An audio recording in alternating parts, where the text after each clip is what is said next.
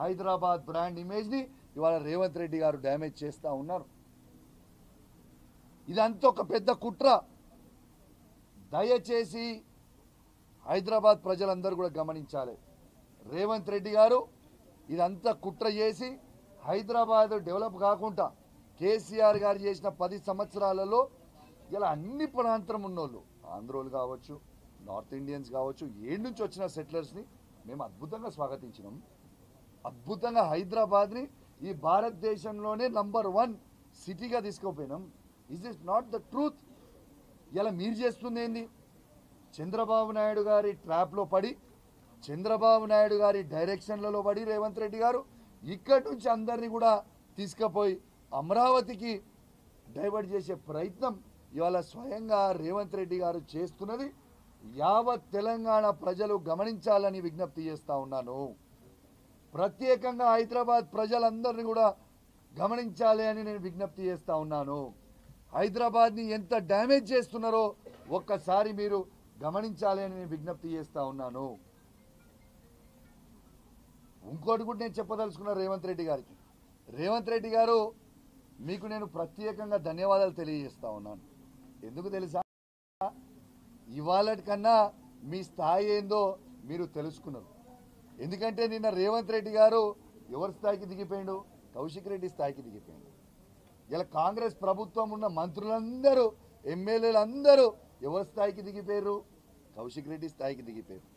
ఇలా ప్రభుత్వం మొత్తము ఒక కౌశిక్ రెడ్డి గారికి, కేసీఆర్ గారి శిష్యుడైన కౌశిక్ రెడ్డి గారి స్థాయికి దిగిపోయింది. రేవంత్ రెడ్డి గారు, మీ స్థాయి ఏందో ఇవాళ నుంచి మీకు కేసీఆర్ గారు, కేటీఆర్ గారు, హరీష్ రావు గారు అవసరం లేదుగా. కౌశిక్ రెడ్డి వాజెస్ రేవంత్ రెడ్డి చూసుకున్నావు కదా, రెస్పాండ్ అయినావు కదా, నా సంగతి ఏందో చూస్తా అన్నావు కదా, నా సంగతి ఏందో చూస్తా అన్నావు కదా. చూడు ఏం చేస్తున్నావు నా సంగతి. నేను ఆల్రెడీ హత్య చేయించే ప్రయత్నం చేసినావు, మళ్ళీ రేపు నన్ను హత్య చేయిస్తావు కావచ్చు, నీ దగ్గర అధికారం ఉంది కాబట్టి.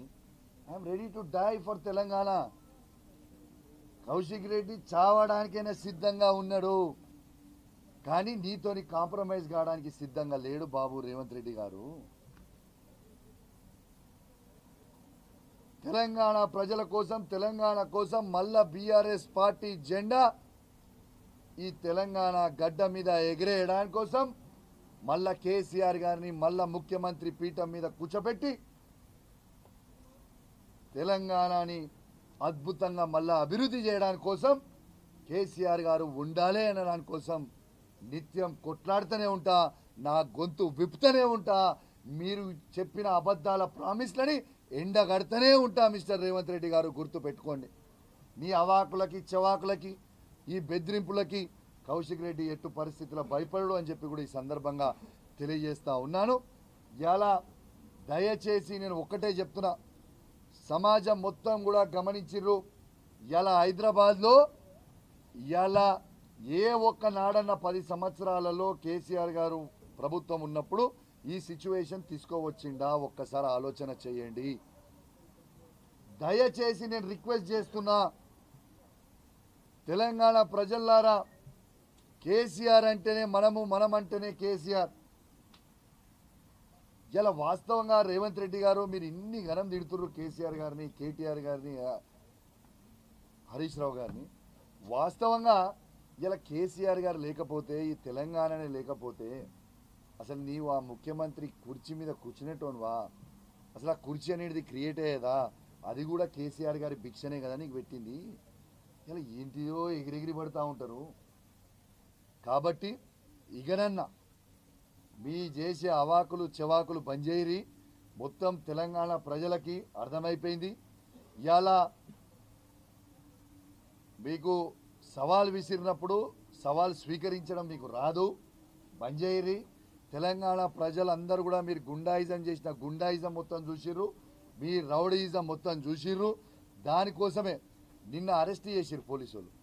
ఏంటిది? నిన్న హరీష్ రావు గారిని, మా ఎమ్మెల్యేలందరినీ ఇక్కడి నుంచి తీసుకొని పోయి ఆ కల్వకుర్తి కాన్స్టిట్యున్సీ, శాంతనగర్ కాన్స్టిట్యున్సీకి తీసుకొని పోయి. ఎందుకు తీసుకుపోయారు పైకి అంత దూరం? హరీష్ రావు గారు ఏం చేసిర్రు? హరీష్ రావు గారు అన్నదేంటిది?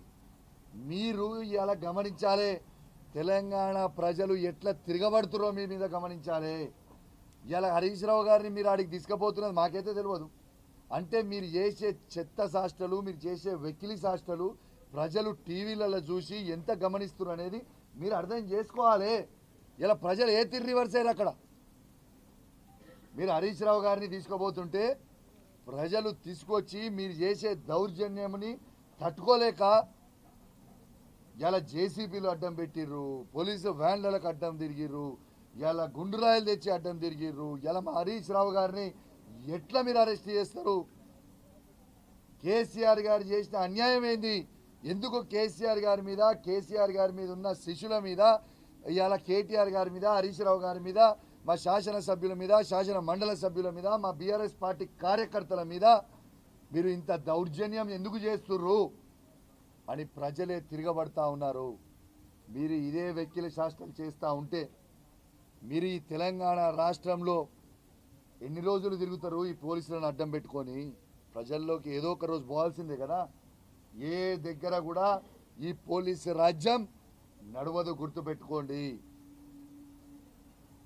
తెలంగాణ గడ్డనే పోరాటాల అడ్డా, గుర్తుపెట్టుకోండి అని చెప్పి సందర్భంగా తెలియజేస్తా ఉన్నాను. తిరగబడే రోజులు దగ్గర ఉన్నాయి, ఆల్రెడీ తిరగబడతా ఉన్నారు. రేపు రాబోయే రోజులలో ఇంకో మీ 6 గ్యారెంటీలు మీరు ప్రామిస్ చేసినవి అన్ని ఫుల్ఫిల్ చేయకపోతే ఏ ఒక్క కాంగ్రెస్ పార్టీ నాయకుడు కూడా తిరిగే పరిస్థితి ఉండదు అని చెప్పి సందర్భంగా తెలియజేస్తా ఉన్నాను. ఇక చివరిగా తెలంగాణ రాష్ట్రంలో ఉన్న ప్రతి బీఆర్ఎస్ పార్టీ కార్యకర్తకి, బీఆర్ఎస్ పార్టీ సైనికునికి, కేసీఆర్ గారికి, కేటీఆర్ గారికి, హరీష్ రావు గారికి, మొత్తము శాసనసభ్యులకి, శాసన మండల సభ్యులకి, మా పార్లమెంట్ సభ్యులకి, మా మాజీ పార్లమెంట్ సభ్యులకి, మా చైర్మన్లకి, మా కౌన్సిలర్లకి, మా సర్పంచ్లకి, మా ఎంపీటీసీలకి, మా ఉప సర్పంచ్లకి, మా వార్డ్ మెంబర్లకు అందరికీ కూడా ఇంత పెద్ద ఎత్తున నాకు సపోర్ట్ చేసి నాకు అండగా నిలబడి, అన్నా మేము ఉన్నాము, నువ్వు గట్టిగా పోరాడుతున్నావు, అదే విధంగా పోరాడన్నా అని ధైర్యం ఇచ్చిన ప్రతి ఒక్కరికి కూడా, నాకు అండగా నిలిచిన ప్రతి ఒక్కరికి కూడా నా చేతులు జోడించి శిరస్సు వంచి మీ అందరికీ కూడా నేను పేరు పేరున ధన్యవాదాలు తెలియజేస్తూ సెలవు తీసుకుంటా ఉన్నాను. జై తెలంగాణ, జై కేసీఆర్. దీంతో పాటు ఫైనల్గా ఇలా యావత్ తెలంగాణ ప్రజలకి గాంధీ గారి మాటలు, ఈ ఫైనల్గా ఈ లొల్లి అంత ఏంటంటే హైకోర్టు ఆర్డర్ ఖచ్చితంగా ఈ ముగ్గురిని మీరు 4 వారాలల్లా డిస్క్వాలిఫై చేయాలన్న తర్వాత ఒక్కొక్కడు గజ గజ గజ గజ గజ వణికే పరిస్థితికి వచ్చింది.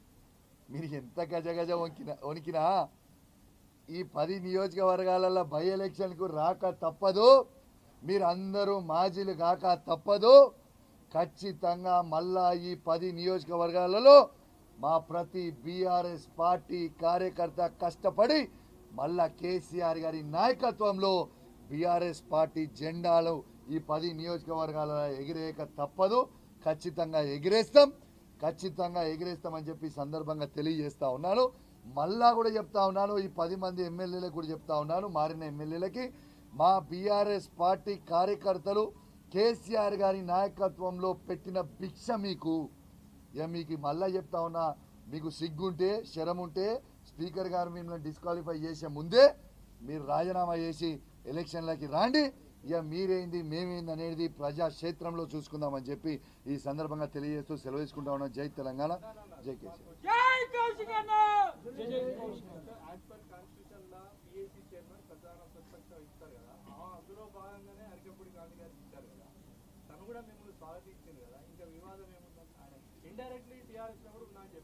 ఇండైరెక్ట్గా ఏంది ఆయన గెలిచింది బీఆర్ఎస్ బీఫామ్ మీద, ఏంటిది ఇండైరెక్ట్గా?